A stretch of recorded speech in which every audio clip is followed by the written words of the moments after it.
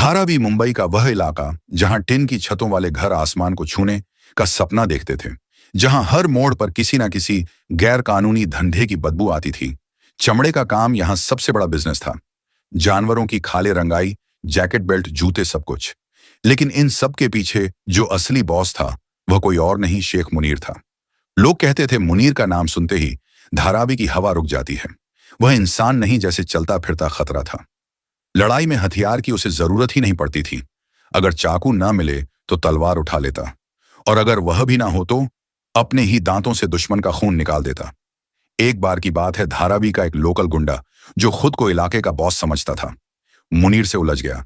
मुनीर ने उसे घूरते हुए कहा, गलत गली चुन ली तूने, जान प्यारी है तो निकल जा, वरना ऊपर वाला भी तेरे लिए कुछ नहीं कर पाएगा।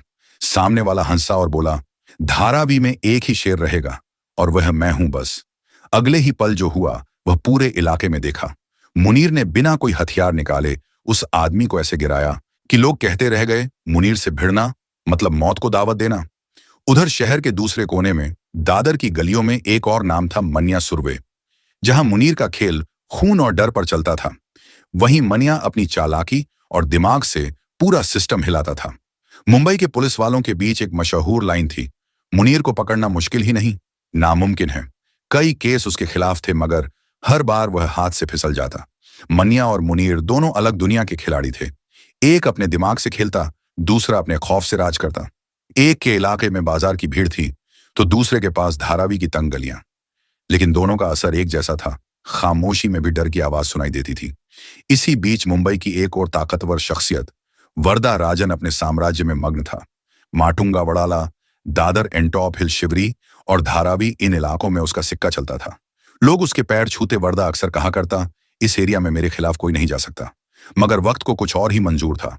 दो नौजवान उसकी सल्तनत को हिलाने की तैयारी कर रहे थे, मनिया सुरवे और शेख मुनीर। मुनीर अब धारावी का बादशाह बन चुका था। किसी झगड़े में बस एक आवाज उठती, मुनीर को बुलाओ। उसकी लड़ाई की अपनी स्टाइल थी, तेज, खतरनाक और बेदर्द। दूसरी तरफ मनिया भी किसी से पीछे नहीं। उसका नाम सुनकर भी लोग रास्ता बदल लेते। मुंबई का अंडरवर्ल्ड उस वक्त बारूद के ढेर पर बैठा था। एक तरफ वर्दा की हुकूमत, दूसरी तरफ मनिया की समझदारी और मुनीर की दरिंदगी। तीनों की कहानियां अलग थीं। जब तक यह तीनों सांस ले रहे थे, मुंबई की रातें कभी चैन से नहीं सो सकती थीं। साल 1977-78 के आसपास की बात है। मुंबई की सबसे खतरनाक जेलों में से एक, आर्थर रोड जेल। वहीं पहली बार दो ऐसे नाम आमने सामने आए जो आने वाले वक्त में शहर के अंडरवर्ल्ड की परिभाषा बदल देने वाले थे, मनिया सुरवे और शेख मुनीर। कहते हैं वरदा राजन के कुछ लोगों ने ही इन दोनों की मुलाकात करवाई थी। उन्हें लगा था कि यह दोनों वरदा के साथ मिलकर उसके गैंग को और मजबूत करेंगे। लेकिन किस्मत का खेल कुछ और ही था। जिन लोगों ने उन्हें दोस्त बनाया, वही अनजाने में वरदा के सबसे बड़े दुश्मन को मिला रहे थे। जेल की दीवारों के भीतर शुरू हुई यह दोस्ती बाहर आते ही मुंबई के लिए तूफान बन गई। मनिया और मुनीर दो अलग मिजाज मगर एक जैसा जोश। मनिया चालाक था, सोच समझकर कदम रखता था, और मुनीर पागलपन की हद तक खतरनाक। जेल से निकलते ही दोनों ने ऐसा खेल खेला कि वरदा राजन के धंधे की नींव हिलने लगी। वरदा अब बेचैन था। वह हर रोज आईने में खुद को देखता और बुदबुदाता, अगर ये दोनों ऐसे ही बढ़ते रहे तो मेरा नाम सिर्फ इतिहास में रह जाएगा। वरदा के पास सब कुछ था, पैसा, ताकत और ऊपर तक पहुंच। कांग्रेस, शिवसेना, यहां तक कि मुख्यमंत्री तक उसकी पहचान थी। बॉलीवुड के बड़े बड़े स्टार्स उसके पंडाल में आकर सिर झुकाते थे। लेकिन अब पहली बार उसे डर लग रहा था, क्योंकि सामने जो दो खिलाड़ी थे वह सिर्फ पैसे के लिए नहीं, नाम और इज्जत के लिए खेल रहे थे। वरदा राजन को समझ नहीं आ रहा था कि यह दोनों अचानक उसके खिलाफ कैसे हो गए। वरदा को अब एहसास हो चुका था कि गोलियां नहीं, चालाकी से ही दोनों से निपटा जा सकता है। उधर पुलिस डिपार्टमेंट में एक नाम तेजी से उभर रहा था, रणबीर लेखा। मुंबई पुलिस के सबसे शातिर और दमदार अफसरों में से एक। पहले डोंगरी में तैनात थे, जहां दाऊद और पठान गैंग की दुश्मनी शहर को खा रही थी। रणबीर ने दोनों को आपस में भिड़वाकर एक चाल में खेल खत्म कर दिया था। वह कहा करता था, अगर लड़ाई खत्म करनी हो तो दुश्मनों को एक दूसरे का दुश्मन बना दो। जब उसे माटुंगा का चार्ज मिला तो पूरा इलाका उसके कंट्रोल में आ गया। एंटॉप हिल, सायन, धारावी, हर जगह उसका नाम चलता था। उन इलाकों से आने वाला सारा पैसा एक ही पुलिस स्टेशन तक पहुंचता था। बाद में आबादी बढ़ने पर नए स्टेशन बने, क्योंकि पुलिस की मिलीभगत और गुंडों का आतंक अब खुलकर सामने आने लगा था। इसी दौरान दादर में मनिया सुरवे का नाम अब एक ब्रांड बन चुका था। लोग उसे खुलेआम गॉडफादर बुलाने लगे थे और धारावी में शेख मुनीर का आतंक अपने चरम पर था। अब उसके पीछे मनिया का सपोर्ट था और यह झूठी वर्दा के लिए सिर दर्द बन चुका था। वर्दा समझ गया था मनिया दिमाग से चलता, पर मुनीर अब पूरी तरह बेकाबू हो चुका है। कहा जाता है शेख मुनीर अब सिर्फ डर नहीं फैलाता था, बल्कि दरिंदगी की हदें पार कर चुका था। जबरन वसूली, धमकियां और औरतों पर जुल्म, उसका नाम सुनते ही लोग दरवाजे बंद कर लेते। पुलिस के पास सबूत थे, मगर कोई गवाही देने की हिम्मत नहीं करता था। वरदराजन ने हालात भांप लिए थे। उसने दिमाग से चाल चलने का सोचा। साल 1971 में रणबीर लेखा को प्रमोशन मिला। वह अब एसीपी बन चुके थे। वर्दा ने उसी वक्त अपने पुराने पुलिस कनेक्शन एक्टिव किए और मुस्कुराकर कहा, अब खेल बड़ा होगा और इस बार शिकार होंगे मनिया और मुनीर। वर्दा राजन की निगाह अब सिर्फ एक बात पर टिकी थी, या तो वह झेंगे या मैं। और उसी पल से मुंबई के अंडरवर्ल्ड में एक नया खून खराबा शुरू हो गया। पुलिस की नजरों से बचने के लिए शेख मुनीर ने दादर छोड़ दिया और एन टॉप हिल के पास सेंट्रल गवर्नमेंट कॉलोनी में एक छोटा सा किराए का घर ले लिया। घर साधारण था, मगर उस घर की दीवारों के भीतर छिपा था मुंबई पुलिस के लिए सबसे बड़ा सिरदर्द। उस घर में मुनीर के साथ कुछ ऐसे लोग रहते थे जिनका पुलिस रिकॉर्ड बिल्कुल साफ था। ना कोई केस, ना कोई क्रिमिनल हिस्ट्री। इसलिए किसी को शक भी नहीं हुआ कि इसी कॉलोनी में शहर का सबसे खतरनाक आदमी छिपा बैठा है। लेकिन शेख मुनीर अपनी फितरत से बाज नहीं आया। उसका गुस्सा और पागलपन वैसे ही बरकरार था। एक बार धारावी पुलिस स्टेशन में उसे एक मारपीट के केस में पकड़ा गया। पूछताछ के दौरान उसने अचानक एक हवलदार के हाथ पर ऐसे दांत गड़ाए कि उसका पूरा पंजा लहूलुहान हो गया। हवलदार दर्द से चिल्ला उठा, अबे यह इंसान है या जानवर? कमरा खून से भर गया था। हालात इतने बिगड़ गए कि अफसरों को उसे काबू करने के लिए प्लायर मंगवानी पड़ी। उसी प्लायर से इंस्पेक्टर ने उसके 4-5 दांत उखाड़ दिए। लेकिन मुनीर हंसा, खून से सना चेहरा लेकर बोला, तुम्हारे जैसे 100 भी आ जाए तब भी मुनीर नहीं झुकेगा। इसके बाद पुलिस उसे देखकर भी रास्ता बदलने लगी। जब भी किसी वायरलेस पर खबर आती मुनीर इलाके में दिखा तो हवलदार तक पीछे हट जाते। वह अब डर का दूसरा नाम बन चुका था। मगर उसकी सबसे बड़ी ताकत थी मनिया सुरवे। जब भी मुनीर किसी मुसीबत में फंसता, मनिया कहीं से भी आकर उसे बचा लेता। पुलिस के लिए यह जोड़ी सिर दर्द बन चुकी थी। वर्दा राजन सब देख रहा था। उसे अब साफ समझ आ गया था कि मुनीर की असली ताकत कौन है। अगर उसे मुंबई में अपना दबदबा कायम रखना था तो पहले मनिया सुरवे को खत्म करना ही होगा। लेकिन वर्दा जल्दबाजी में नहीं चलता था। वह शातिर था, बड्ढा खिलाड़ी। उसने अपने पुराने साथी एसीपी रणबीर लेखा से मुलाकात की और मनिया को फंसाने की प्लानिंग शुरू की। फिर अगले 6 महीने तक वरदराजन ने खुद को मनिया के करीब कर लिया। वह अक्सर उससे मिलने आता, उसके कामों की तारीफ करता और धीरे धीरे उसे भरोसे में लेने लगा। एक दिन वर्दा ने मनिया के सामने चाय का कप रखते हुए कहा, देख बेटा, तूने जो करना है कर। मुझे तेरे काम से कोई मतलब नहीं, मगर हमारे बीच लड़ाई नहीं होनी चाहिए। एरिया बांट लेते हैं। तू अपने काम कर, मैं अपने। और हाँ, मेरे लोगों को छूना मत। जो चाहिए बोल, मैं हूं ना तेरे साथ। वर्दा की बातों में इतना भरोसा था कि मनिया उसकी चाल को पहचान नहीं पाया। उसे लगा कि वर्दा जैसे बड़े आदमी से दोस्ती करने में ही फायदा है। पुलिस से भी बचाव रहेगा और धंधा भी बढ़ेगा। उसने वर्दा की बात मान ली, पर उसे जरा भी अंदाजा नहीं था कि वह खाई के किनारे खड़ा है। वर्दा ने धीरे धीरे उसे पूरी तरह अपने भरोसे में ले लिया।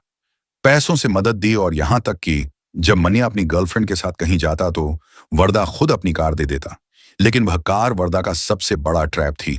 सब कुछ पहले से सेट था, रंग, नंबर और लोकेशन तक। साल 1982 मुंबई शहर में इतिहास बनने वाला था। पहला पुलिस एनकाउंटर। मनिया को इस बात का बिल्कुल अंदाजा नहीं था कि जिस कार में बैठा है वही उसकी आखिरी सवारी होगी।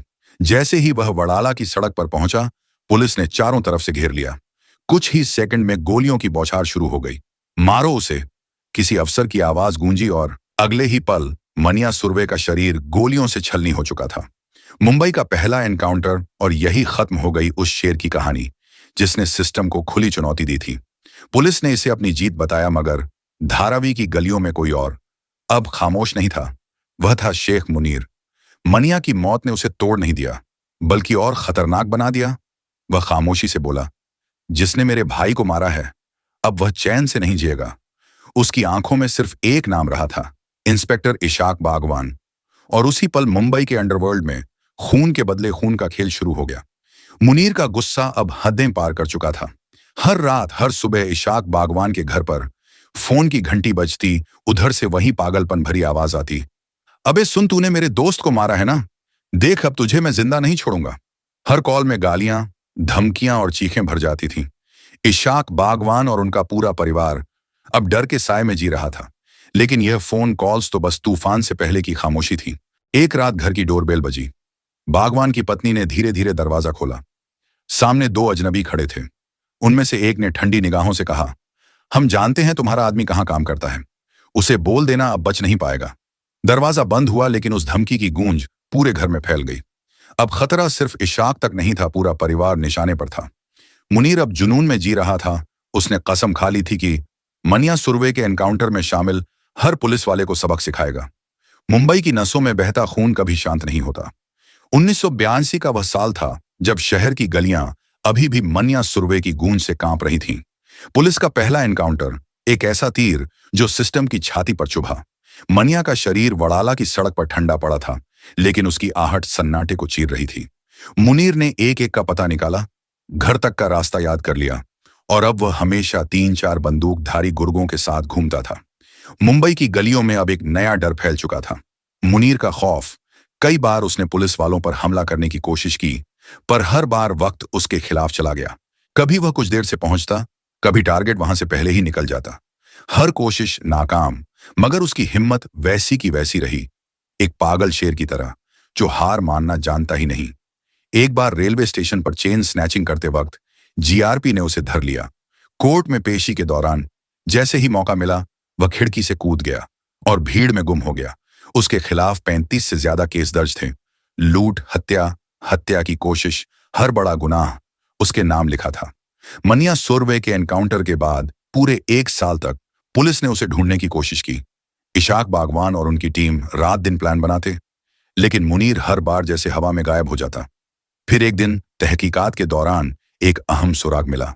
मुनीर का एक करीबी दोस्त था, पुष्किन, वर्सोवा के एक सुनसान इलाके में रहने वाला ईसाई लड़का। वह अक्सर मुनीर को अपने घर में छिपने की जगह देता था। घर में बस उसकी माँ और बहन शरीना रहती थीं। पुलिस को यकीन था अगर पुष्किन तक पहुंच गए तो मुनीर खुद सामने आ जाएगा। पुष्किन भी कोई दूध का धुला नहीं था। उस पर भी चेन स्नैचिंग और लूट के कई केस दर्ज थे। एक दिन उसे डीएन नगर पुलिस ने पकड़ लिया। अब वह सलाखों के पीछे था और घर वाले जमानत के पैसे जुटा नहीं पा रहे थे। इशाक बागवान ने यहीं से अपना गेम शुरू किया। उन्होंने शरीना से मुलाकात की और बोला, अगर तुम चाहो तो तुम्हारा भाई आज ही बाहर आ सकता है। बागवान ने कहा। शरीना ने हैरानी से पूछा, कैसे? बस तुम्हें हमारी मदद करनी होगी, बदले में हम तुम्हारे भाई की जमानत करा देंगे। शुरू में शरीना डर गई, मना भी किया, लेकिन भाई के लिए उसका दिल पिघल गया। ठीक है, उसने धीमी आवाज में कहा, मैं कोशिश करूंगी उसे मनाने की। और फिर वही हुआ जो पुलिस चाहती थी। इशाक बागवान और उनकी टीम ने पुष्किन की पूरी जमानत राशि भरी। पुष्किन जेल से बाहर आ गया, मगर उसे नहीं पता था कि बाहर जो खेल शुरू होने वाला है वह उसके और मुनीर दोनों के लिए जानलेवा साबित होगा। अब बागवान की टीम निशाने पर थी और इस बार वक्त ने दोनों तरफ बंदूकें तान दी थी। पुलिस ने पुष्किन को साफ साफ समझा दिया था, देख, जब भी मुनीर से बात हो और वह मिलने को कहे, हमें तुरंत बताना, बस एक कॉल और खेल खत्म। कुछ दिनों बाद वही वक्त आ गया जिसका पुलिस इंतजार कर रही थी। पुष्किन ने शेख मुनीर को वर्सोवा बुलाया, गंगा भवन के पास। मुनीर को क्या पता था कि जिस मुलाकात का उसे इंतजार है वही उसकी आखिरी मुलाकात साबित होने वाली। उस शाम माहौल कुछ अजीब था। समुद्र की हवा भी जैसे थमी हुई थी। पुलिस ने पहले से ही जाल बिछा रखा था। ऑपरेशन की कमान इशाक बागवान के हाथ में थी, साथ में अशोक देसाई, फतेह सिंह गायकवाड़ और गुरुनाथ गांवकर जैसे सीनियर अफसर मौजूद थे। करीब 8 से 10 कांस्टेबल भी तैयार खड़े थे। लेकिन इस मिशन में एक अफसर ऐसा था जो असली कहानी नहीं जानता था। गुरुनाथ गांवकर, उसे लगा था कि यह बस एक नॉर्मल गिरफ्तारी है। उसे नहीं मालूम था कि आज रात पुलिस सिर्फ पकड़ने नहीं बल्कि खत्म करने निकली है। पुलिस ने 3 ऑटो रिक्शा किराए पर लिए थे। उस दिन पुष्किन की बहन शरीना को भी बुलाया गया। वह बुरखे में थी ताकि कोई उसे पहचान ना सके। तुम्हें बस मुनीर को पहचानना है, बाकी हम संभाल लेंगे, पुलिस ने उसे समझाया। तीनों ऑटो धीरे धीरे गंगा भवन के बाहर पहुंचे। एक ऑटो में शरीना बैठी थी। जैसे ही वे यारी रोड पहुंचे, उसने इशारा किया। वह रहा शेख मुनीर। मुनीर एक दुकान के पास खड़ा था, आराम से बीड़ी पीते हुए, जैसे उसे किसी खतरे का एहसास ही ना हो। लेकिन अगले ही पल किस्मत ने करवट ली। पुलिस जैसे ही उसकी तरफ बढ़ने लगी, गुरुनाथ गांवकर को कुछ अजीब लगा। उसके चेहरे पर बेचैनी झलकने लगी। रुको ऑटो रोको, उसने जोर से कहा। ऑटो रुक गया। गांवकर बाहर निकले और बाकी अफसरों को देखते हुए बोले, यह गिरफ्तारी नहीं है, है ना? अगर यह एनकाउंटर है तो मैं इसमें हिस्सा नहीं लेने वाला। टीम कुछ पल के लिए सन्न रह गई। बागवान ने कुछ कहना चाहा, लेकिन गांवकर ने हाथ उठाकर रोक दिया। मैं किसी की जान लेने नहीं आया हूं, उन्होंने ठंडे स्वर में कहा। और फिर वह चुपचाप सात बंगला की तरफ खड़ी अपनी कार में बैठे, इंजन चालू किया और वहां से निकल गए। गुरुनाथ गांवकर वह अफसर थे जो हर हाल में इंसानियत को पहले रखते थे। वह अब इस दुनिया में नहीं है। कहते हैं निजी परेशानियों से टूटकर उन्होंने खुद को गोली मार ली थी, लेकिन उस रात वह अब भी अपने जमीर के साथ खड़े थे। उधर वर्सोवा में हालात तेजी से बदल चुके थे। मुनीर ने महसूस किया कि हवा कुछ अलग है। सन्नाटा भी जैसे किसी तूफान की आहट दे रहा था। उसके हाथ धीरे धीरे कमर की तरफ बढ़े। हथियार डाल दे मुनीर, पुलिस ने पुकारा। पर शेख मुनीर कौन था? वह जो 8 साल तक मुंबई की गलियों का बादशाह बना घूमता रहा, जिसने लूट मर्डर और हथियारबंद हमलों से पूरे शहर में खौफ मचा दिया। वह डरना नहीं जानता था। उसने बंदूक निकालने की कोशिश, लेकिन इससे पहले कि ट्रिगर दबाता, 3 गोलियों की आवाज ने सन्नाटा चीर दिया। मुनीर जमीन पर गिरा और कुछ ही सेकंड में उसका खौफ हमेशा के लिए खत्म हो गया। वह जो कभी पुलिस को चुनौती देता था, आज उसी पुलिस की गोलियों के आगे गिर चुका था। 8 साल तक जिस नाम से मुंबई कांपती थी, वह नाम अब बस एक फाइल में दर्ज रह गया। मनिया सुरवे का बदला लेना उसकी सबसे बड़ी गलती साबित हुई। जिस सिस्टम से वह लड़ रहा था, उसी सिस्टम ने आखिरकार उसकी कहानी का आखिरी पन्ना बंद कर दिया। एक और गैंगस्टर की दास्तान धूल में मिली। मुंबई की गलियां आज भी फुसफुसाती। मनिया की चाल, मुनीर का जुनून, वर्दा का जाल। एक बार फिर वरदराजन जीत गया था। उसकी चाल कामयाब रही और बादशाहत भी, लेकिन सूर्यास्त हमेशा खूनी होता है। शहर सोता नहीं, सपने देखता है, खौफ के। कहानी आपको कैसी लगी कमेंट में बताइए, और अगली कहानी देखने के लिए चैनल को सब्सक्राइब करना ना भूलें। धन्यवाद। Subscribe please.